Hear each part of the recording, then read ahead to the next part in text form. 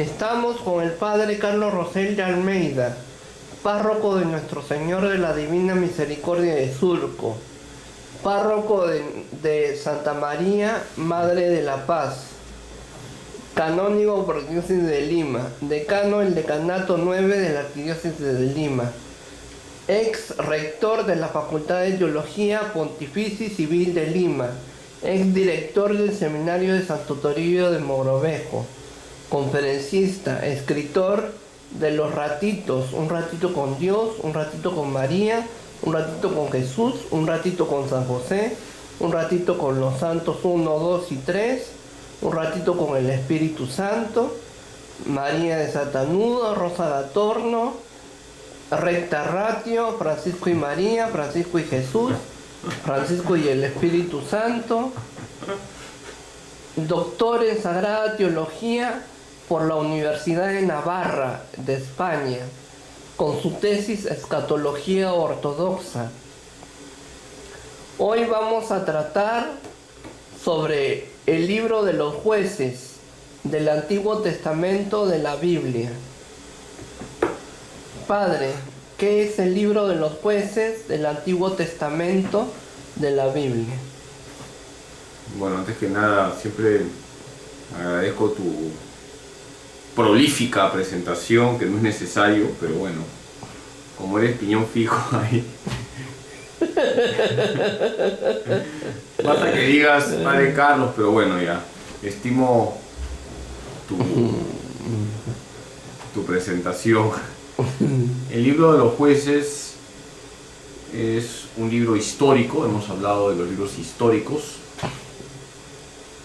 La vez pasada hablamos de Josué, ahora estamos en la continuación, los jueces, porque los libros históricos nos van relatando acontecimientos que están conectados unos a otros. El libro de los jueces nos va a narrar, como su nombre lo indica, la historia de los jueces, de esos personajes elegidos por Dios para gobernar al pueblo en una época complicada, como es cuando se están asentando en la tierra de Canaán, es decir, vienen a ser estos personajes aquellos que lideran al pueblo para conquistar la tierra prometida, Canaán. ¿Por qué los llamaban jueces? ¿Por qué no presidentes? ¿Por qué no gobernadores? ¿Por qué no virreyes? ¿Por qué no visires? ¿Por qué no otro nombre? Porque la palabra juez viene de Safat, el hebreo Safat, es un verbo que significa gobernar, significa liberar. Fíjate, en hebreo, juez es el que gobierna, libera, y los jueces van a gobernar a Israel en este tiempo, van a ser instrumentos de Dios para que el pueblo sea liberado de aquellos enemigos con los que se va a encontrar el pueblo elegido. Si tú vas leyendo el libro de los jueces, te vas a encontrar que van a tener que fortalecer la fe del pueblo para enfrentarse a los moabitas, amonitas, madianitas, filisteos, por ejemplo. ¿Quiénes son los jueces? Los jueces se dividen en jueces mayores y jueces menores. Jueces mayores son aquellos jueces más importantes, por ejemplo, Otniel, Ehud, Barak, Gedeón, Jefté y por supuesto Sansón, que seguramente tú has escuchado. Y los jueces menores tienen menos relevancia, no tuvieron tanto protagonismo como Sanjar, Tolá, Yair. Como te das cuenta, pues son diferentes los jueces, son varios, cada uno le tocó una etapa, pero todos ellos tenían la misión de que el pueblo se asentara en la tierra prometida. ¿Y por qué después del periodo de los jueces cambia de un momento a otro o toma su proceso de cambio y decide regirse por reyes? Buena pregunta, eso lo vamos a ver cuando estudiemos primera y segunda de Samuel, porque Samuel va a ser el último juez y el que va a recibir el encargo de Dios de nombrar un rey y lo va a ungir a Saúl. ¿Por qué ese cambio de jueces a reyes? Porque el mismo pueblo pide un rey. Por eso cuando veamos Samuel, ahí tu pregunta también puedes tú repetirla, ¿no? ¿Los jueces tienen origen divino En la o Bib- tienen inspiración divina? En la Biblia todo aquel que está puesto en la cabeza es porque Dios lo quiere. Ahora, que sean impecables no lo son. De hecho, todos sabemos, por ejemplo, que Sansón tuvo su debilidad, ¿te acuerdas, no? Sí. ¿Cómo se llamaba la debilidad de Sansón? Dalila. Muy bien, ¿no? Todo el mundo tiene su debilidad, ¿no? Tu debilidad son los panetones, los chocolates. Sansón tuvo su debilidad y Los turrones de Doña Pepa. su miseria. Y fíjate, pues, lo que pasó con Sansón.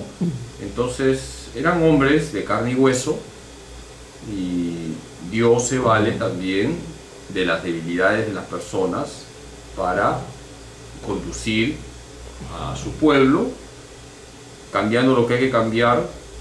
Podemos pensar en los sacerdotes, ¿no? Que también tenemos debilidades, somos de carne y hueso, pero somos sacerdotes porque Dios lo ha querido para conducir al pueblo de Dios y Dios actúa a través de nosotros.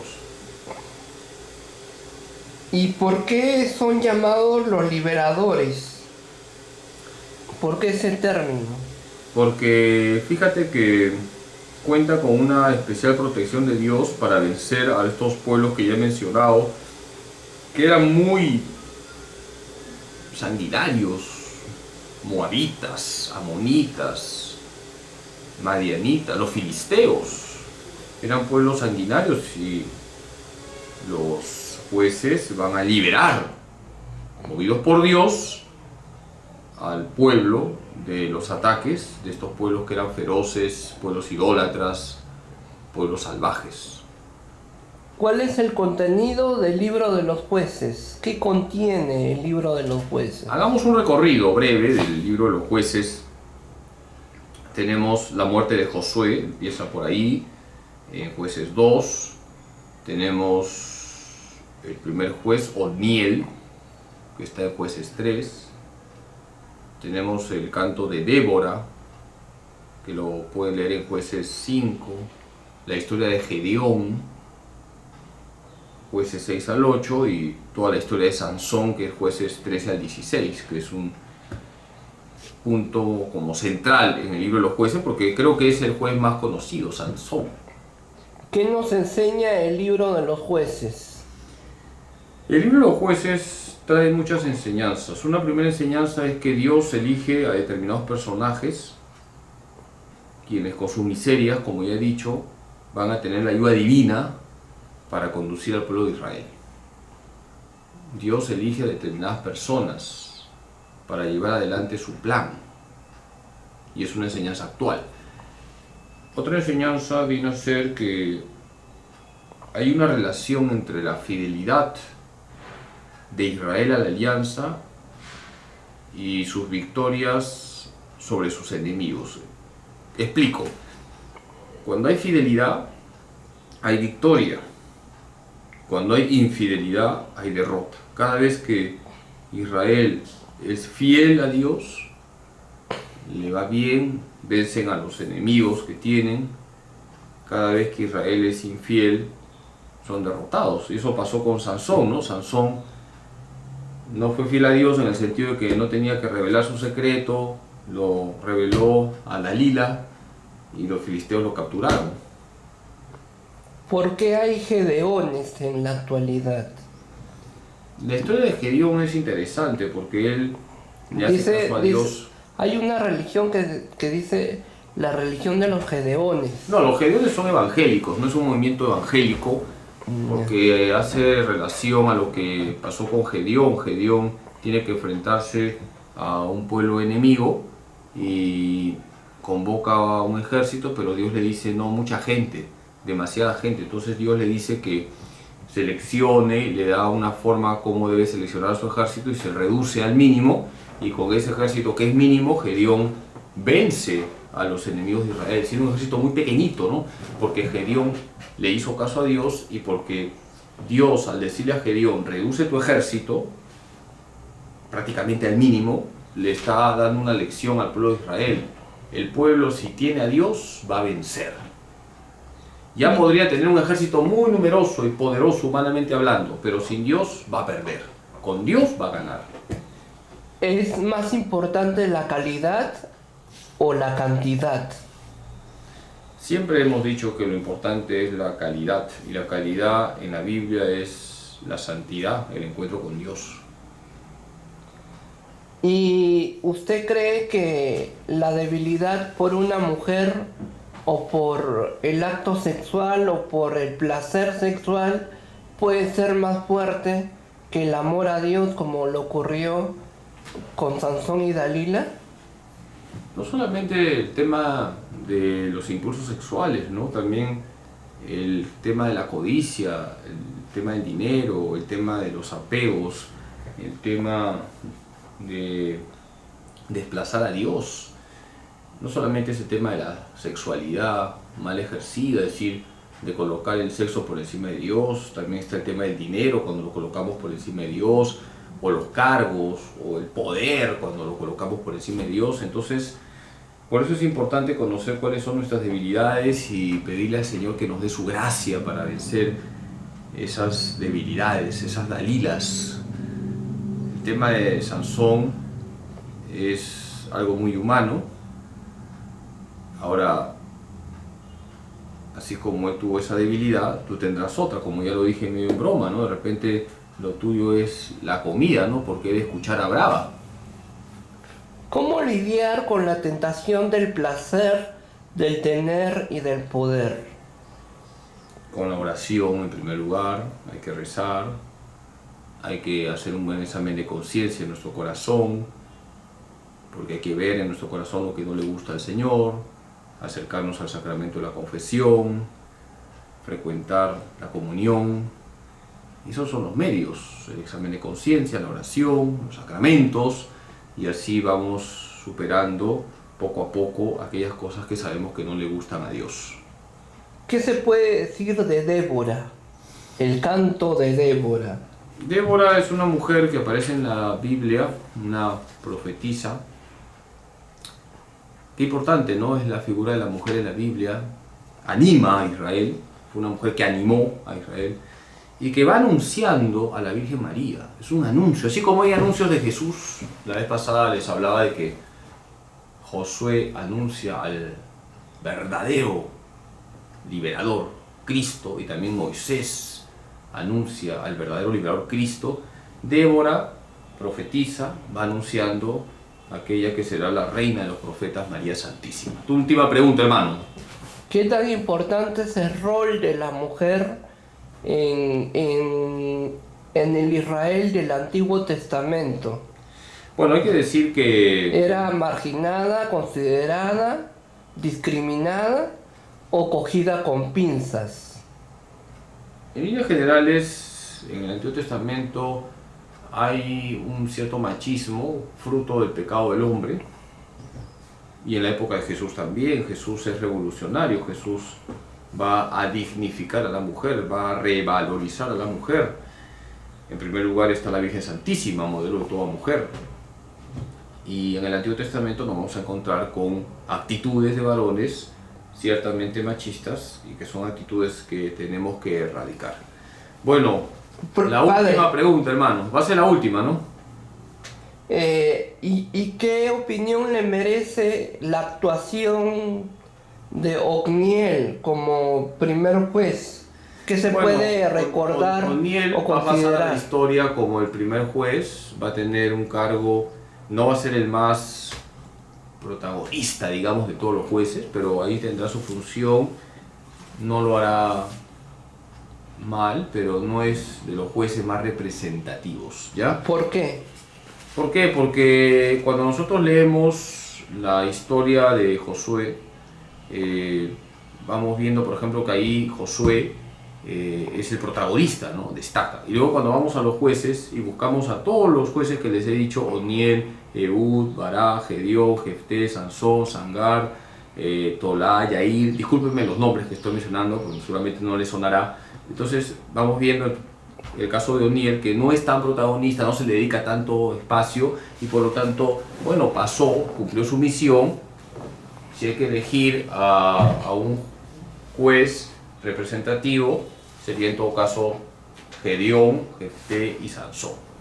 Padre, ¿y cómo se aplica el libro de los jueces del Antiguo Testamento a la coyuntura actual, a la situación actual, al contexto actual, a la realidad actual?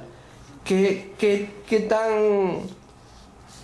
tan importante es el libro de los jueces para entender el valor, el rol, la función y el trabajo de los jueces del Poder Judicial de hoy?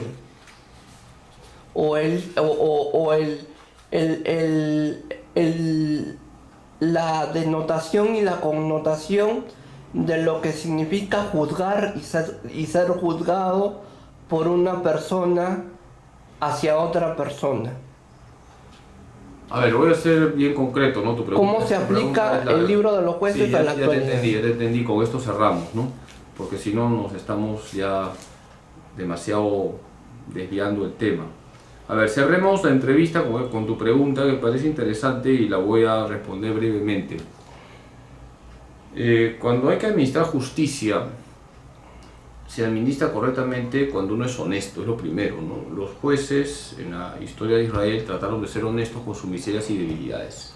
En segundo lugar, los jueces sabían que estaban llamados por Dios y tenían que responder ante Dios. Cuando se administra justicia, y vamos ahora al caso concreto de lo que está pasando, los jueces deben darse cuenta que van a responder ante Dios también cuando administren justicia. Y por lo tanto, todo lo que es corrupción, todo lo que significa ejercer de forma corrupta la administración de la justicia, todo ello es un pecado gravísimo y van a responder ante Dios. Uno de los pecados que clama al cielo es cuando se condena al inocente.